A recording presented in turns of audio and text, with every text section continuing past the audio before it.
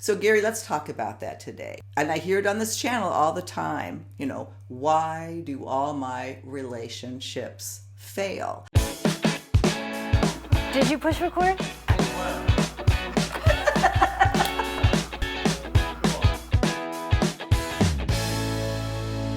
Thanks for tuning back into Second Act TV. I want to welcome Dr. Gary Salyer back to Second Act. Gary, thanks for joining me again. And I'm happy to be here again. Dr. Salyer, of course, is the author of Safe to Love Again, How to Release the Pain of Past Relationships and Create the Love You Deserve. A great book. I'll link to it. And in that regard, I want to talk to you today about, and I hear it on this channel all the time, why do all my relationships fail? So, Gary, let's talk about that today. Why do all your relationships fail? Well, there's a couple of things I know I want to talk about, but let's start with just the first thing.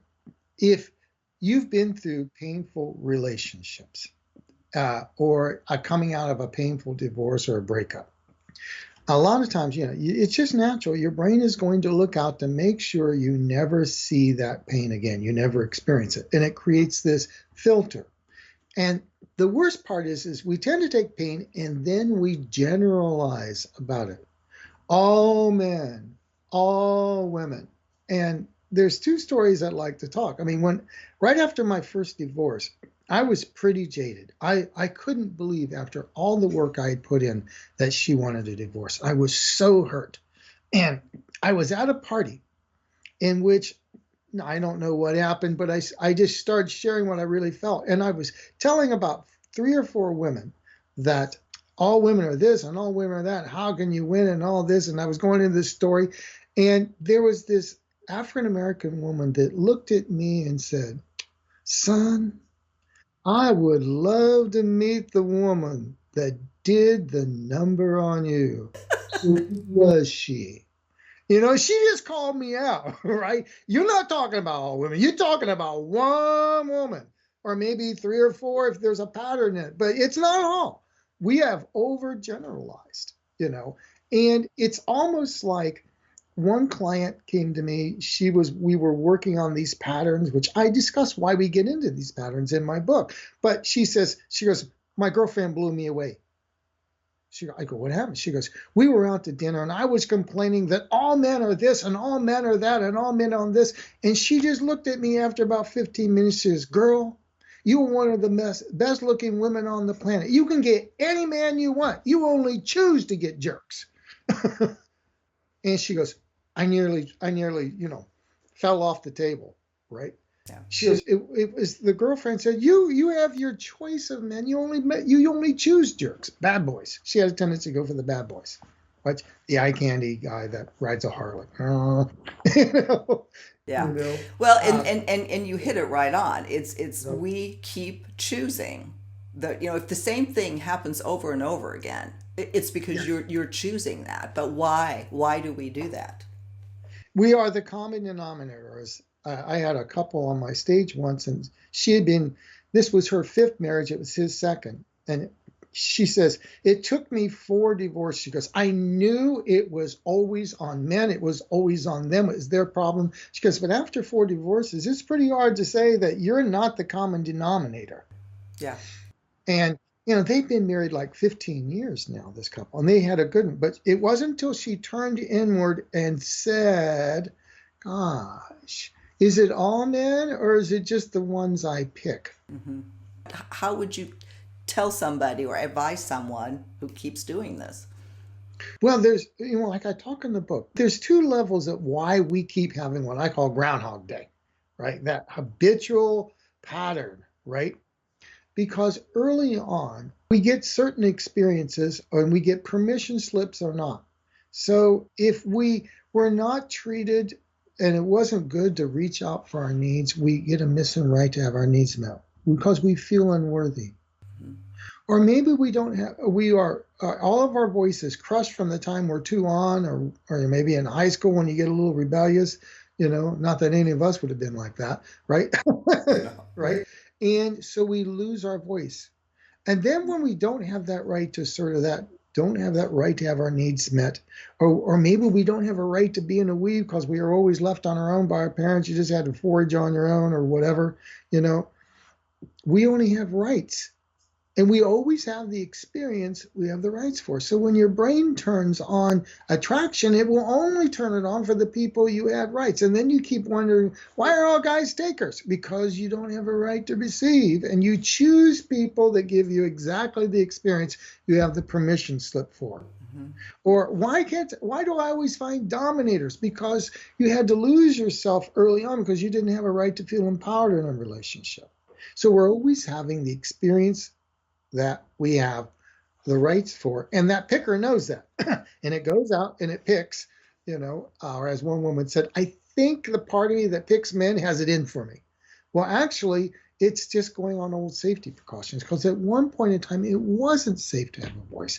At one time, it wasn't safe to reach out, or it wasn't safe to be in a we. But once you restore those feelings of worthy or cherished or empowered, then suddenly your brain goes, oh, it feels good having a voice. That guy doesn't give me a voice. No, no, no, I got better rights than that. And you find the guy that will listen to you. And you go, wow, I want, if you're a man, you go, I have a right to be in a we now. I can have someone that has my back.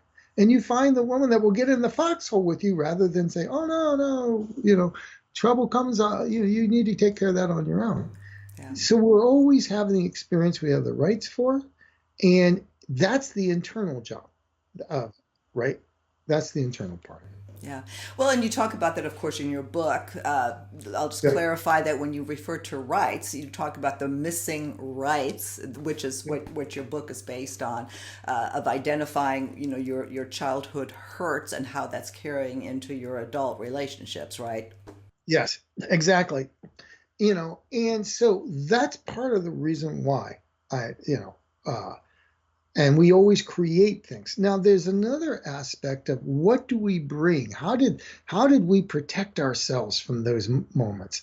And the other thing that keeps people from creating a lasting relationship after some painful ones is they're not really looking at how their defenses set up them to have the same experience again. I mean, you know, it would be awesome to have couples come in and go, it's interesting. I keep prodding this response from her, and I feel like breaking up, or I feel like breaking up from him. But then if I really look at it, I'm setting it up because of how critical I am, or I always give an eye roll, and then those are the sort of things that what are we doing to protect ourselves that actually prods the very behavior we don't We like. don't want, yeah. Most couples, when they look at themselves, they're looking at their partner, but they're not looking at what they did. Yeah. Uh, One of the examples that I heard from the Gottmans, and I saw this, they did this love lab, and I got to see the actual tape of this, Mm. right? There was a couple that came in and they observed for 24 hours at the love lab. So scientists behind mirrors, every 6 second coding behavior. And he complained to Gottman, she just blows up for no good reason. She's extremely critical and hostile, and I just never know when it's coming. I mean, she's really a hot-headed bee, right? Right? Well, they do this and they find it and they code all the information. When they pull them back in, Gottman does see that there's a pattern of her just blowing up, right? But what he says is this. He says, you're right. There is a pattern of her blowing up, and we can see the surprise in your eyes, and it feels like it's just coming out of nowhere. Because, however, what we also found out was that 90% of the time she blew up out of nowhere. You had engaged in an act of contempt. So you're way more in control of this than you think you are. Very interesting. Yeah, I wished, the look on his face was, oh, Well, and you know that's what? This is such an important point to drive home. And I see this like in our comments all the time. And granted, a lot of the comments are venting, and we have a great platform to just vent. And that's okay. That's okay. As long as you are also or realize or you don't lose sight of that the only thing you can fix is yourself and what are you contributing to the situation, right? Exactly. There's always a way. We have habitual ways of protecting us from these pains, and those things usually prod our partner right in the eye. Right? And couples got to sign up for this. So if we're going to create lasting, the question is, how did I create this experience? It would be really, really great if we could just have that moment of how did it start with me? Imagine if you ask the question instead of saying, there they go off again, there they're doing that thing. What if we ask the question? I'm not talking about taking over responsibility because that could be, but how did it start with me? And when I talk, in the land of love, that's just normal middle class craziness. There's a certain humility it takes to be in a lasting relationship. Now, I'm not talking about, when somebody gaslights you. I'm not talking about stuff. I'm Right. just talking about just every couple I've ever worked with have had ways they've set up the very thing they don't like. And it's noticing that there's reactive states in both, and there's ways they're guarding, and that guardingness really sets things up. Yeah. Yeah. So, Yeah. however hard it may be, or however frustrated you are with this other person, however wrong you think they did you, you just got to look inward, and maybe they did. Maybe it is all their fault. Nothing is impossible, but rarely is it ever one person's fault. No, like here's a typical one you see in couples. She gets really angry because she's just shared something that happened that day and she gets the fix it thing, right? Or she gets, or she asked him, what's her feelings? And he goes, well, how do you feel about that PowerPoint that went horribly wrong today? He goes, well, I was just thinking that, it's not really good for the team morale and all that. And she can't get this guy's feelings at all. Mm-hmm. And one of the things I know is that women use emotional radar to know where they're at in life. And when she pings a man emotionally and doesn't get an emotional ping back, it's like the air traffic controllers at SFO when they send out the radar to ping the thing. If that thing doesn't ping back and Delta 747 doesn't let them know where they're at, you got some pretty angry or anxious air traffic controllers. Where did United 747 go, right? And a lot of men don't ping back emotionally. And a woman needs to have that. So he thinks, oh my God, she just gets angry and withdraws or whatever the pattern is, and I can't get it. I just get, and when I show him, yes, it's because you didn't respond with feelings. Mm-hmm. Now, from a lot of men, oh, well, what do you mean feelings? I feel that. No, I feel sad. I feel anxious. I feel mad, whatever the feeling is. When it's amazing how many arguments go away when he begins to realize his initial response, either from the male sex role or a childhood that said you couldn't have feelings or it wasn't safe or that this wasn't shared. Suddenly, when he's sharing feelings, she responds, gets closer, doesn't blow up, and he's got the peace he wants. Even later in the night, there might be other more exciting things that happened that didn't before. It all started with one move that was habituated. Yeah, what would be the equivalent? That's a great example for women. What about men? What do women do that just sets off a man? Well, I think for sometimes what women will do is, and there's a lot of different scenarios here, but I think for what sets a man off more than off is when he can't make her happy. Mm. Now, it could be because she's not getting the emotional support from him. Okay. But sometimes it's the thing that I have noticed is when there feels to be like too much criticism mm-hmm. or too much control. Mm-hmm. Like the house doesn't feel like it's like he's living in someone else's house, right? She gets to make the rules. As one man said, the only place I get any say in the house is the garage. That's not cool. Everything else is her rules. Now, there's a lot of play in here, but for the most part, I think most men just want to make sure that their spouses are happy. And if there's too much criticism, and another one is when you want to win that argument, bring in everything from the past. women's emotional memory is double that of a man. This is why we can never this is just the way it is in the brain. The women's brain has twice the memory storage for emotional memory than man's. We are never going to have the full arsenal like a woman will. And it feels like an unfair game if you get, and if you constantly bring in what I call the petty offense file, instead of sticking to the topic, while you may win that argument and feel right, and you can get him to feel really wrong, making a person wrong is no way to motivate them to love you. No, no. Well, lots to think about. I love talking with you. We are coming to the end of the segment. When it comes again to failed relationships, Gary, I want to make sure that we don't leave anything here on the table that's important. How would you close this segment? Well, the opposite. What we're here for is what I say in the back of my mind. Everyone deserves a love that lasts. So the real important thing is, how do you build positivity into the relationship, right? And I really think the key thing is, whenever there's a pattern in a relationship, instead of blaming the partner, this is one of the unique things about my work with couples, I get them to shift from blaming the partner to blaming the pattern, to make the pattern the enemy, not the partner. Yes, we all got our sympathy. There's that pattern. Looks like Fred Fix-It's in the room again. Oh my God, there is that Fred Fix-It. Oh my God, there's Critical Carol again. Now if you can do it and then you're a team against the pattern.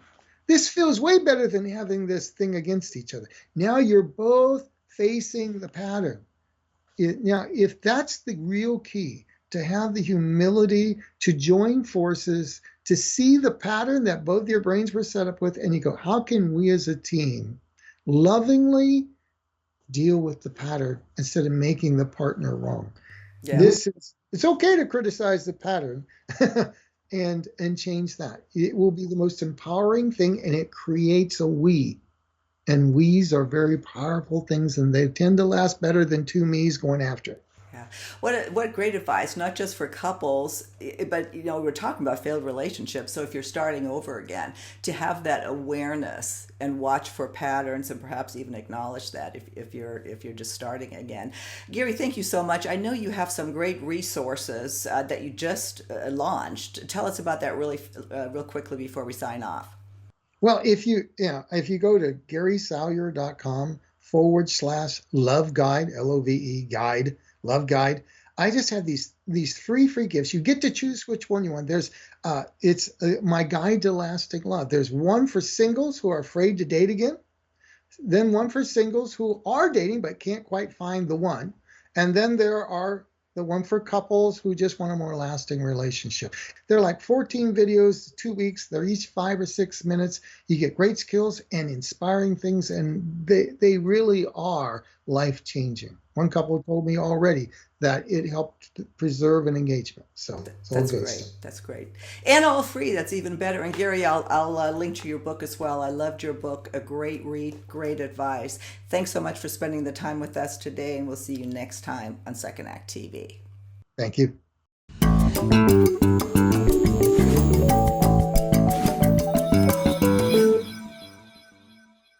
If you haven't already done so, please be sure to subscribe to our channel. The button is right here. And if there's a topic that you'd like to have us cover, please visit our website, secondact.tv. There's a little red suggestion box in the upper right-hand corner of our site. Just click on that, send us an email. We'd love to hear from you. See you next time.